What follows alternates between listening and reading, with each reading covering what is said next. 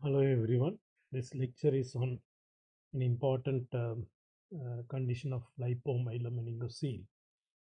It's prenatal sonographic spectrum.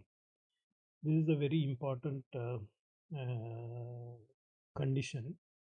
Uh, Anybody who is performing prenatal ultrasound for quite some years would have had at least one occasion of uh, missing, having missed this condition of lipomyelomeningocele and having been in a difficult position of explaining why it was missed.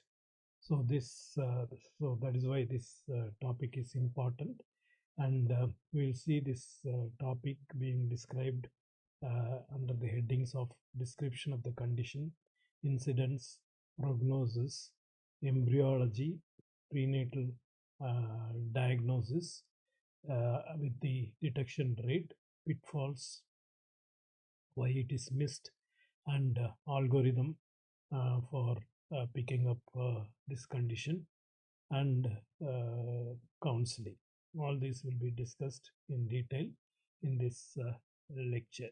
If you would like to listen to this lecture, please log on to sonoshare.in. Thank you.